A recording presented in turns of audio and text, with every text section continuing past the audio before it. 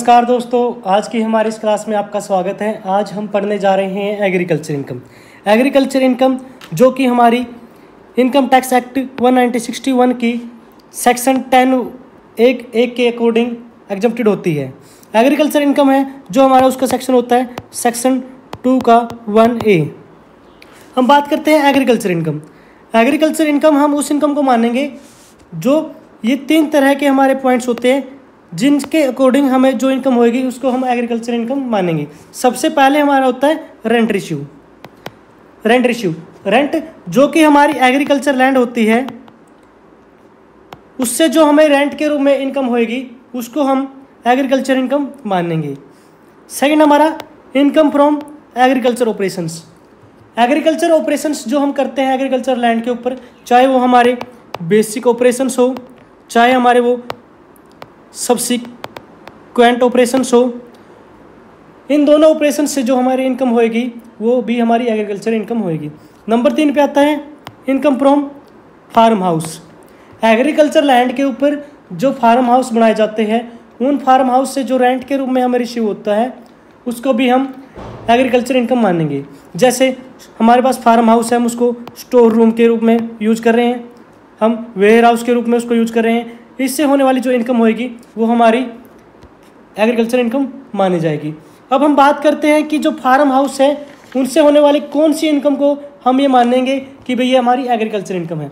सबसे पहले तो हम यहाँ पे ये देखते हैं कि जो हमारा फार्म हाउस है वो हमारा क्या होना चाहिए, एग्रीकल्चर लैंड के ऊपर ही स्थित होना चाहिए। यानी कि एग्रीकल्चर लैंड के ऊपर ही फार्म हाउस होगा तो उससे जो इनकम होएगी हम उसको ही एग्रीकल्चर इनकम मानेंगे। नंबर 2 पे आता है कि जो फार्म हाउस है उसका यूज या तो वो व्यक्ति कर रहा है जिसको हमने अपनी एग्रीकल्चर लैंड ठेके पे दे रखी है वो, या फिर हमें किसी अन्य व्यक्ति को हमें उसको स्टोर रूम के रूप में, फार्म हाउस के रूप में या फिर वेयर हाउस के रूप में हमें उसको ठेके पे दे रखा है, तो उससे जो हमें रेंट मिलेगा उसको भी हम एग्रीकल्चर इनकम मानेंगे। नंबर 3 पे आता है कि जो हमारी लैंड है, एग्रीकल्चर लैंड है, उसको हम क्या बोलते हैं कि हम उस पर टैक्स पे कर रहे हैं। टैक्स कौन सा, जो हम एग्रीकल्चर लैंड का टैक्स पे करते हैं, यानी कि जो हम भूमि कर पे कर रहे हैं, उस भूमि कर पे कर रहे हैं जिस वेयर हाउस का, जिस फार्म हाउस का, और वो क्या बोलते हैं, या फिर वो रूरल एरिया की एग्रीकल्चर लैंड में आता है, तो उससे जो इनकम होएगी उसको ही हम क्या मानेंगे, एग्रीकल्चर इनकम मानेंगे। अब हम बात करते हैं कुछ बेसिक कंसेप्ट की जो एग्रीकल्चर इनकम के लिए बेसिक कंसेप्ट माने जाते हैं। सबसे पहले हमारे यहाँ पे आएगा, सबसे पहला हमारा बेसिक कंसेप्ट क्या होगा, सबसे पहले हमारा बेसिक कंसेप्ट होगा कि जो लैंड है वो क्या होनी चाहिए, इंडिया के अंदर ही सिचुएटेड होनी चाहिए। एग्रीकल्चर लैंड अगर हमारी इंडिया के अंदर है तो उस लैंड से जो हमें इनकम होएगी उसको ही हम एग्रीकल्चर इनकम मानेंगे। सेकंड पॉइंट हमारा यहाँ पे आता है कि जो हमारी लैंड है उसके ऊपर हमें क्या है, सिर्फ और सिर्फ एग्रीकल्चर ऑपरेशंस करते हैं तो उससे जो इनकम होएगी वही हम एग्रीकल्चर इनकम मानेंगे। जैसे कल्टीवेशन हो गया, सोविंग हो गया। अब हम यहाँ पे बात करते हैं, जैसे हमने पहले डिस्कस किया था कि जो बेसिक ऑपरेशंस हो गए या फिर सब्सिक्वेंट ऑपरेशंस हो गए, इन ऑपरेशन से जो इनकम होएगी हम उसको एग्रीकल्चर इनकम मानेंगे। अगर हम अकेले बेसिक ऑपरेशन करते हैं तो उससे जो इनकम होएगी वो भी हमारी एग्रीकल्चर इनकम होएगी। लेकिन जो सब्सिक्वेंट, अगर हम अकेले सब्सिक्वेंट ऑपरेशंस करते हैं तो उससे जो इनकम होएगी उसको हम एग्रीकल्चर इनकम नहीं मानेंगे। थर्ड हमारा यहाँ पे पॉइंट आता है कि जो income should be directly linked to the use of agriculture land, not to passive और फिक्स्ड इनकम। यानी कि जो हमारी इनकम है वो डायरेक्टली लिंक्ड होनी चाहिए किससे, एग्रीकल्चर लैंड से। फॉर एग्जांपल, जैसे अब मान के चलो कि हम खड़ी फसल खरीद के उसको आगे बेच के हम पैसे कमा रहे हैं, हम इनकम कमा रहे हैं, हम रिवेन्यू जनरेट कर रहे हैं, जो हमारी वो इनकम होएगी वो हम एग्रीकल्चर इनकम नहीं मानेंगे। एंड नेक्स्ट आएगा फिक्स्ड इनकम और lease based interest is not exempted.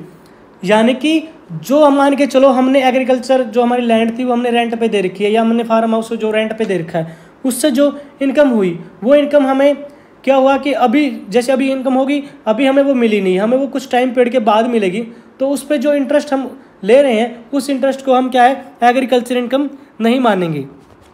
Next आता है सैलरी फ्रॉम एग्रीकल्चर एस्टेब्लिशमेंट।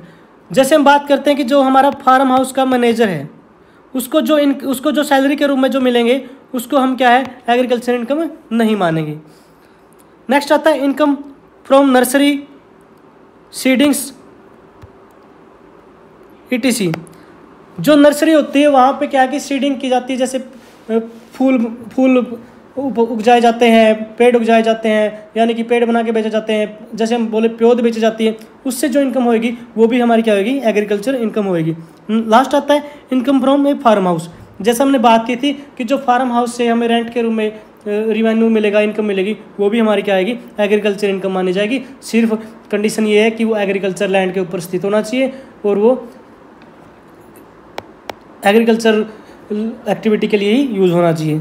एक यहाँ पे मेन पॉइंट जो आ जाता है वो इम्पोर्टेंट पॉइंट ये है कि जो हमारी एग्रीकल्चर इनकम होती है उसको हम नियरेस्ट मल्टीप्लाई करेंगे 10 से। यानी कि जैसे हमारे मान के चलो हमारी इनकम होगी 9,999, तो हम इसको मानेंगे 10,000 कि जो हमारा ये नियरेस्ट मल्टीप्लाई है वो किससे होगी, 10 से। अब हम आगे बात करते हैं, ये हमने पढ़ी कि कौन सी एग्रीकल्चर इनकम होएगी। अब हम बात करते हैं कि नॉन एग्रीकल्चर इनकम कौन सी है जो कि एग्रीकल्चर लैंड में भी होती है। सबसे पहले आती है इंटरेस्ट ऑन रेंट और एरियर्स।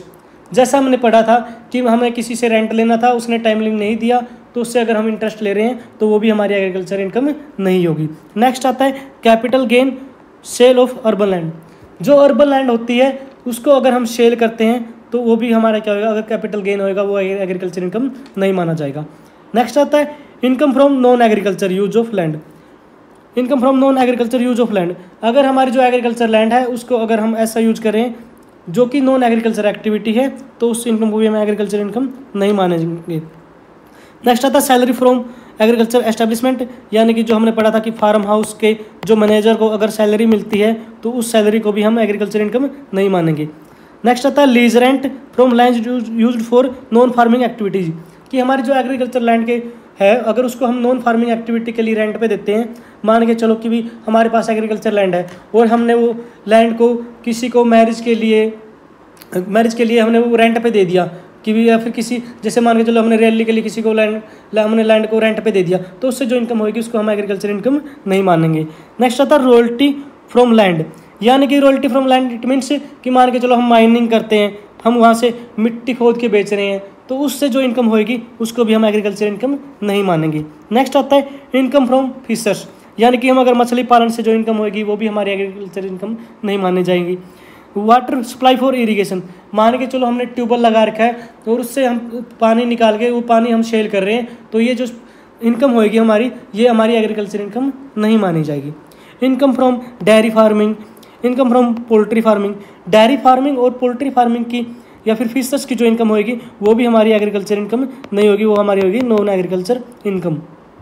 अब हम बात करते हैं कि कौन सी ऐसी लैंड है जो कि हम मानेंगे कि भी ये लैंड हमारी एग्रीकल्चर लैंड है, जो उसका क्राइटेरिया मान के चलो हमने जैसे अभी बात की थी कि जो हमारा फार्म हाउस है वो एग्रीकल्चर लैंड के ऊपर ही एस्टेब्लिश होना चाहिए, तो हम एग्रीकल्चर लैंड है वो हम उसका जो क्राइटेरिया वो क्या रहेगा, तो इसके क्राइटेरिया के लिए इनकम टैक्स एक्ट 1961 के अकॉर्डिंग जो रूल्स है ये है कि हम जो एरियल डिस्टेंस लेते हैं, मान के चलो कि एक कोई शहर है, उस शहर की जो पॉपुलेशन है वो पॉपुलेशन हमारी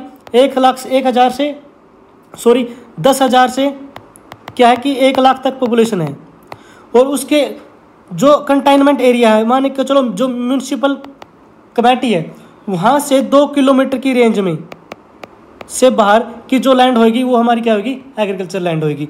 और जहाँ पे क्या है कि पॉपुलेशन है वो कितनी हो, 1 लाख से ज़्यादा हो और 10 लाख तक हो, तो वहाँ पे जो एरिया है ये हमारा चला जाता है 6 किलोमीटर। 6 किलोमीटर से बाहर की जो लैंड होगी उसको ही हम एग्रीकल्चर लैंड मानेंगे। और जहाँ पे क्या है कि 10 लाख से भी ज़्यादा पॉपुलेशन है तो वहाँ पे जो एग्रीकल्चर लैंड है वो माने जाएगी कंटेनमेंट एरिया है, जो उससे 8 किलोमीटर के बाहर की जो लैंड होगी उसको ही हम एग्रीकल्चर लैंड मानेंगे।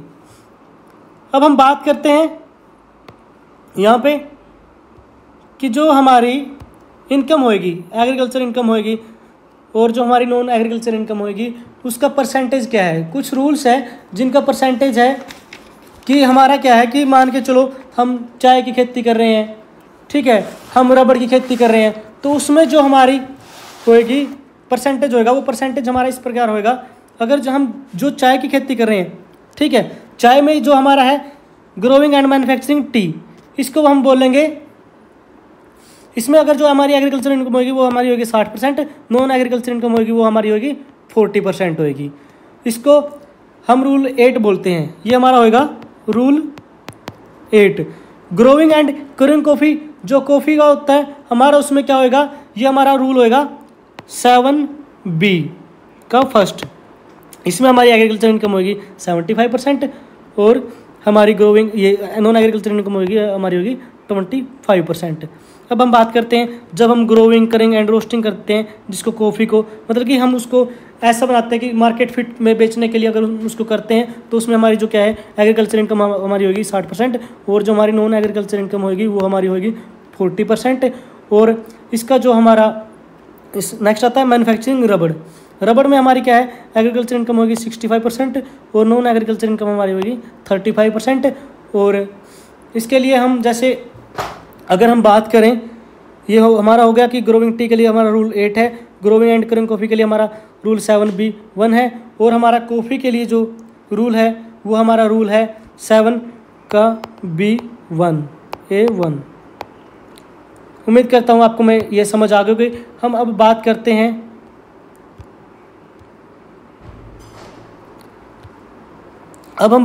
हैं कि हमने ये देख लिया कि कौन सी इनकम हमारी एग्रीकल्चर इनकम है, कौन सी इनकम हमारी एग्रीकल्चर इनकम नहीं है।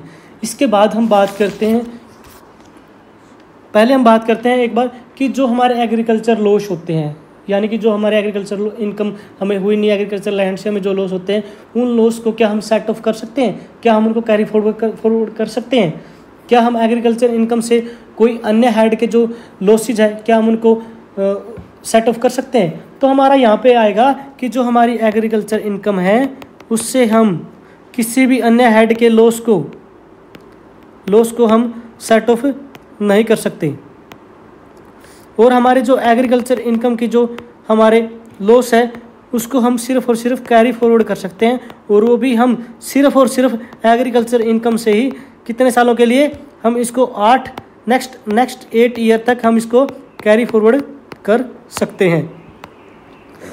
उम्मीद करता हूँ कि यहाँ तक किसी को कोई डाउट नहीं होगा।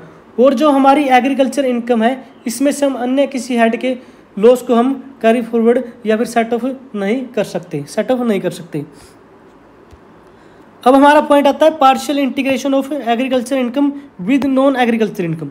यहाँ पे इसकी डेफिनेशन क्या है कि जब हम एग्रीकल्चर इनकम को नॉन एग्रीकल्चर इनकम के साथ ऐड कर देते हैं ताकि हम कंप्यूटेशन कर सकें किसी चीज़ का टैक्स का, और इसको हम बोलेंगे पार्शियल इंटीग्रेशन। ऐसा करने के लिए एडिशन करने के लिए एग्रीकल्चर इनकम का नॉन एग्रीकल्चर इनकम का, ताकि हम टैक्स को कंप्यूट कर सकें, इसको हम पार्शियल इंटीग्रेशन बोलते हैं। यहाँ पे इस पार्शियल इंटीग्रेशन के लिए हमारे क्या पास है, हमारे पास 3 तरह की कंडीशन है। सबसे पहले हमारी कंडीशन क्या है, सबसे पहले हमारी कंडीशन है कि जो हमारा एसएससी है, जो टैक्स पे करने वाला है, वो या तो हमारा इंडिविजुअल हो या एचयूएफ हो या बीओआई हो या एओपी हो या फिर वो क्या हो आर्टिफिशियल जुडिशियल पर्सन हो।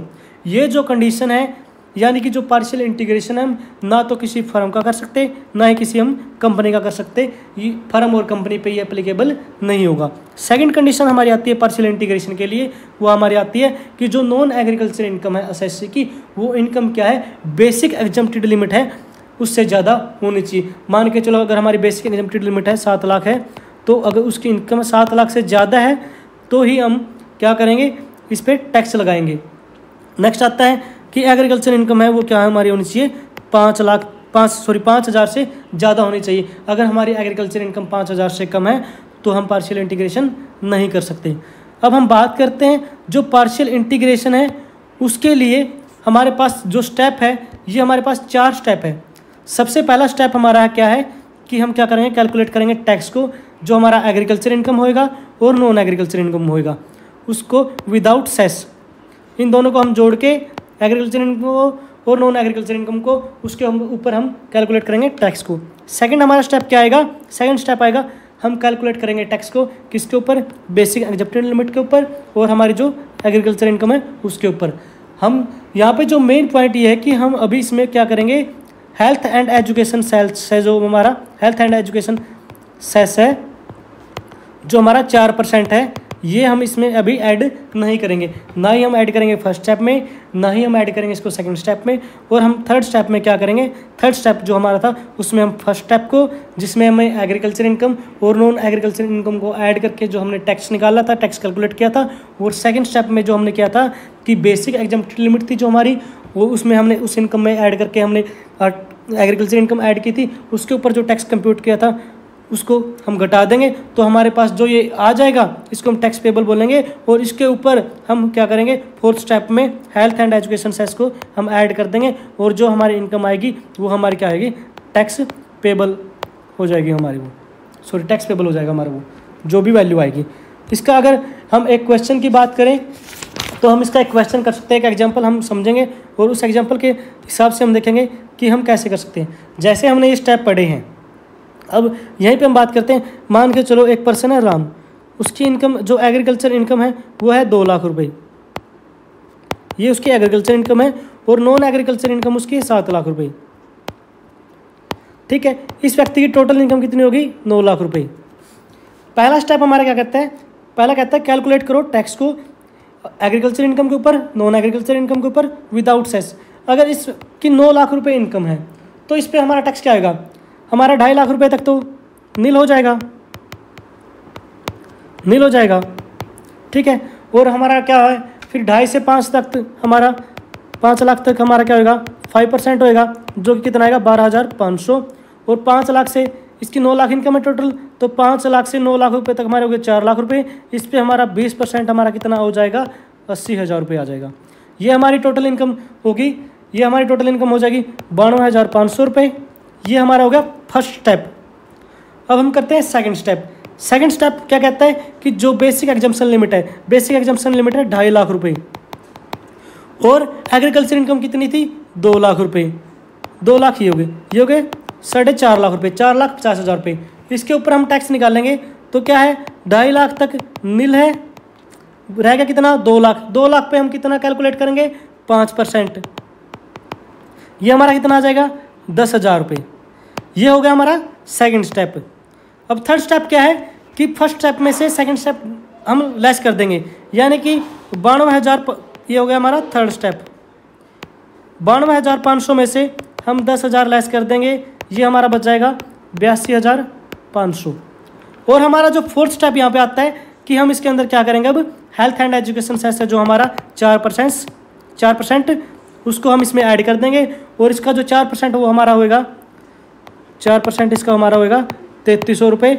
और ये हमारा आ जाएगा 82,500 प्लस 3,300 रुपये, ये हमारा हो जाएगा 85,800।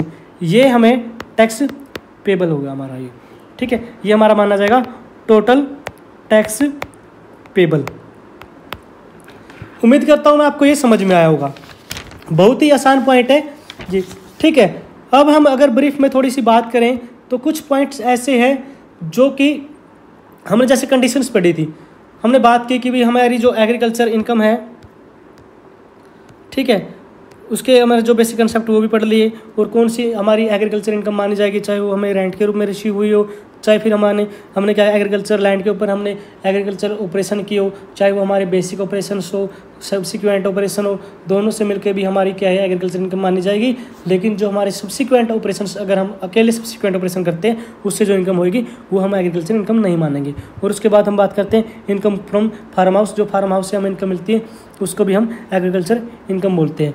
और जो हमें काइंड्स क्या कह रहेंगे, जो काइंड्स है एग्रीकल्चर इनकम के, वो अगर हम बात करें तो काइंड्स ऑफ एग्रीकल्चर इनकम, सबसे पहले हमारा क्या हमने पढ़ा, सबसे पहले हमने पढ़ा कि हमें जो रेंट मिलेगा वो, ठीक है, हमें जो एग्रीकल्चर ऑपरेशन से जो हमें मिलेंगे वो, या फिर हमें जो फार्म हाउस से जो रेंट मिलेगा, रिवेन्यू मिलेगा वो, या फिर और एग्रीकल्चर इनकम में क्या है कि जैसे हमने बात की थी कि नर्सरी से हमें जो इनकम होगी हम सीडिंग बेच के, वो भी हम एग्रीकल्चर इनकम में मानेंगे।